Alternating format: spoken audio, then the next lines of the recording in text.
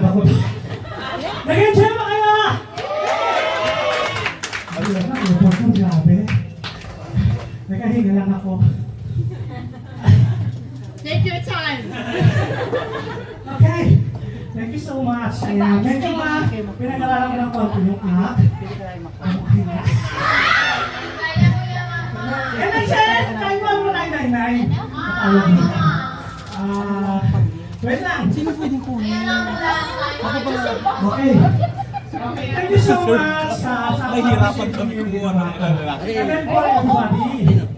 So, may nakikita ko mga kaya sa makaya ng power. Pag mahirap lalaki. So anyway, nag-enjoy ba kayo tonight? Yes! Yung pakulo ni Jacqueline. At nagustuhan niyo ba yung aming bagong acoustic diba? Yes!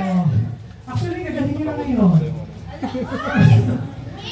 Ayaw nila ng yung biglaan na kanta. Nakatulog daw sila. Actually, nagagaling ng improvement nila. Sabi, palakpakan natin sila mga kapatid. Sabi na si Jing, nagiging sa lahunan ka na ngayon. Dati hindi. Kailangan iyon everyday. Yes. Ano yun? May ano? May iyon everyday. Kaya pala kumakanta ka. Yes. Iyon mo dito lahat. Dati kasi actually, binasagan po namin siyang Diba-Di kasi wala siyang dede. Ano ba yun? Di-ba-di. Ngayon, meron na siyang dede, ang laki-laki. Yung dati niyang dede na punta dito sa Arabs Apple, bumagsak na dito. Ngayon siguro naman, ngayon siguro naman siguro. Kaya ako dito ba? Ha?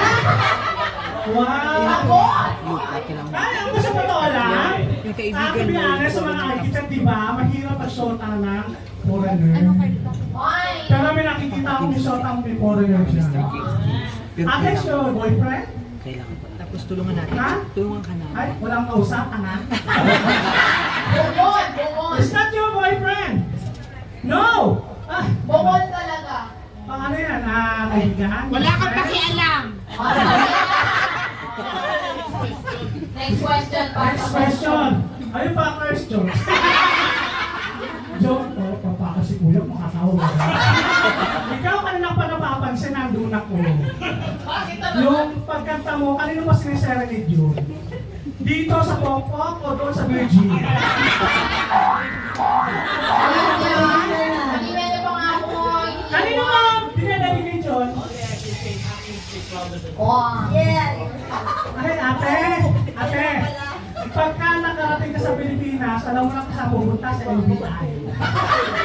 Ha? Alam mo na kung sino yung papablatter mo.